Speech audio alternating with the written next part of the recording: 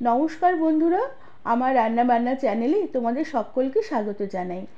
আজ আমি নিরামিষভাবে কুমড়োর তরকারি বানাবো। সামনে পুজো আসছে। এই পুজোর সময় বা যে কোনো নিরামিষ দিনে লুচির সাথে অথবা গরম গরম খিচুড়ির সাথে এই নিরামিষ কুমড়োর তরকারি খেতে দুর্দান্ত লাগবে। খুব কম সময়ের মধ্যে রেসিপিটি বানানো হয়ে যাবে, আর বানানোর পদ্ধতি একদমই সোজা। রেসিপিটি তোমাদের সম্পূর্ণ দেখার অনুরোধ রইল, আর ভালো লাগলে একটি লাইক, শেয়ার আর সাবস্ক্রাইব করে দেবার অনুরোধ রইল। তার সাথে যারা আমার ফেসবুক পেজ থেকে দেখছো তাদের পেজটিকে ফলো করে দিয়ে ভিডিওটি লাইক, শেয়ার করে দেবার অনুরোধ রইল।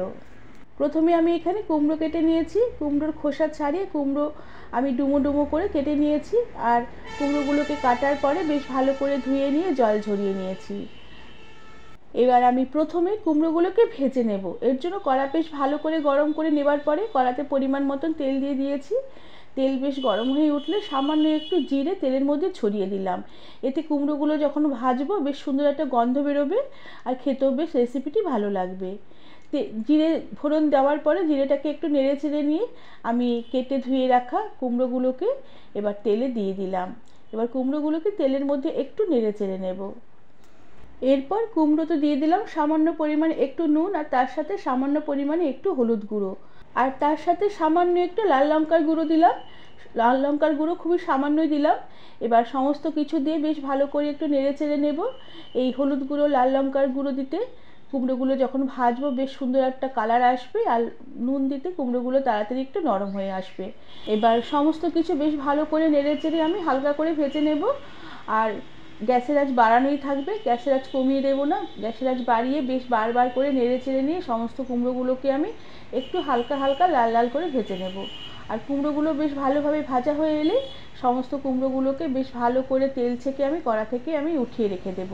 আর এই কড়াতে আমি রান্না করব না। এই কড়াতে রান্না করলে বা ফোড়ন দিলে ফোড়নটা পুড়ে যেতে পারে, তাই আমি একটি গ্যাসে পরিষ্কার কড়া বসিয়ে তাতে অল্প পরিমাণে আবারও তেল দিয়ে দিলাম। তেল হালকা গরম করে নেবার পরে ওই তেলেই আমি সামান্য পরিমাণে একটু হিং ফোড়ন দিলাম। তেল বেশি গরম করে হিং ফোড়ন দেওয়া যাবে না, তাহলে হিং পুড়ে গিয়ে তরকারির স্বাদ খারাপ হয়ে যাবে। হিং ফোড়নের সুন্দর একটা গন্ধ বেরোলে আমি তেজপাতা, শুকনো লঙ্কা, সামান্য একটু জিরে ফোড়ন দিলাম। এরপরে এই তেলেই 2 চামচের মতো শুকনো নারকেলের গুঁড়ো আমি দিয়ে বেশ ভালো করে লাল করে কিছুক্ষণ ভেজে নেব। তবে তোমরা চাইলে এখানে তাজা নারকেল কোড়াও দিতে পারো, সেক্ষেত্রে স্বাদ দুর্দান্ত হবে। নারকেল কোড়া কিছুক্ষণ একটু নেড়ে চেড়ে হালকা ভেজে নেবার পরে সামান্য একটু আদা আর কাঁচা লঙ্কা একসাথে থেতো করে রেখেছিলাম, সেই থেতো করা আদা আর কাঁচা লঙ্কা একসাথে এই তেলে দিয়ে দিলাম। এবার আদা আর কাঁচা লঙ্কা কিছুক্ষণ তেলের মধ্যে একটু নেড়ে চেড়ে নিয়ে সামান্য পরিমাণে একটু জল দিয়ে দিলাম। এবার দিয়ে দিলাম সামান্য পরিমাণে একটু ধনের গুঁড়ো, সাথে সামান্য পরিমাণে একটু জিরের গুঁড়ো দিলাম, আর তার সাথে পরিমাণ মতো নুন আর পরিমাণ মতো হলুদ গুঁড়ো দিলাম। তবে নুনের পরিমাণটা একটু বুঝে দিতে হবে, কেননা কুমড়ো ভাজার সময়ও আমি একটু নুন দিয়ে কুমড়োগুলোকে ভেজে নিয়ে রেখে দিয়েছিলাম। এবার নুন, হলুদ সমস্ত মশলা দেওয়ার পরে সমস্ত মশলাগুলোকে বেশ ভালো করে একটু নেড়ে চেড়ে নেব, আর হালকা করে সমস্ত মশলাগুলোকে কষিয়ে নেব। মশলাতে অল্প করে একটু অঙ্কুরিত কাঁচা ছোলা দিয়েছি।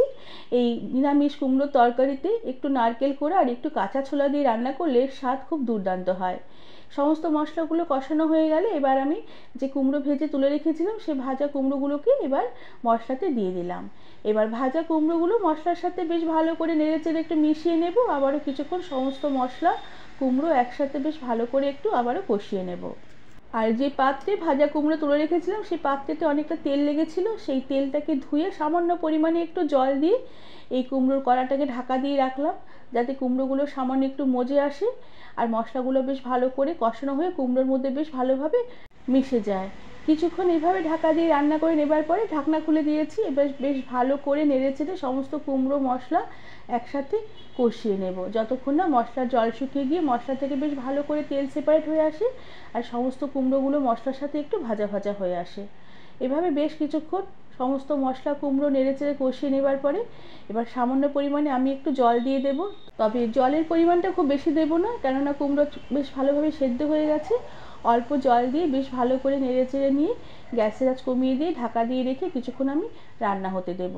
আর এদিকে ততক্ষণে আমি একটি মশলা বানিয়ে নেব। শুকনো খোলাতে হাফ চামচের মতন জিরে আর হাফ চামচের মতন মৌরি দিয়ে বেশ ভালো করে আমি টেলে নেব। এই ভাজা মশলা গুঁড়ো করে কুমড়োর তরকারিতে ছড়িয়ে দিলে কুমড়োর তরকারির স্বাদ দুর্দান্ত হবে। আর সমস্ত মশলাগুলোকে বেশ ভালো করে একটু হালকা হালকা ভেজে নেবার পরে মশলাগুলোকে নামিয়ে নিলাম। এবার সমস্ত মশলাগুলোকে শিলপাটাতে আমি গুঁড়ো করে নেব। তবে মশলাগুলোকে একটু মোটা মোটা করে গুঁড়ো করব, যাতে তরকারিটা খাওয়ার সময় মশলাগুলোকে দাঁতের মধ্যে পড়বে, এতে তরকারিটা খেতেও বেশ ভালো লাগবে। আর এদিকে কুমড়োর তরকারি কড়া ঢাকনা খুলে দিলাম। দেখো তরকারিটা বেশ অনেকটাই নরম হয়ে গেছে, একদম মজে এসেছে। আর ঝোলটাও বেশ অনেকটাই ঘন হয়ে এসেছে, তবে একটু ঝোল ঝোল আছে। এই ঝোল ঝোল ভাবটা থাকবে না, ঠান্ডা হয়ে গেলে যেহেতু নারকেল বাটা দেওয়া আছে, ঝোল ঝোল ভাবটাও অনেকটাই একদম টেনে আসবে, মাখা মাখা হয়ে যাবে। এবার আমি নুনের পরিমাণটাকে একটু চেক করে নেব, স্বাদের ব্যালেন্সের জন্য অল্প করে একটু চিনি ছড়িয়ে দেব। যেহেতু কুমড়ো একটু জলীয় সবজি, চিনি দিলে তার স্বাদ বেশ ভালো হবে, জলসা জলসা তরকারির স্বাদটা লাগবে না। এবার সব কিছু বেশ ভালো করে নেড়ে চেড়ে মিশিয়ে নেব। আর তরকারিটা আর একটু ঘন হয়ে এলে উপর থেকে এই যে ভাজা মশলা তৈরি করে রেখেছিলাম, ভাজা মশলার গুঁড়ো উপর থেকে ছড়িয়ে দিলাম। এই ভাজা মশলার গুঁড়ো দেওয়ার পরেই তরকারির স্বাদ একদম বদলে যাবে, খুব দুর্দান্ত স্বাদের হবে নিরামিষ তরকারিটা।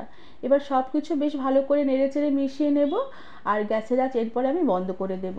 আর ঢাকা দিয়ে কড়াটাকে আরও কিছুক্ষণ স্ট্যান্ডিং টাইমে রেখে দেওয়ার পরে এই কুমড়োর তরকারি রেসিপিটি আমি সার্ভ করে দেব।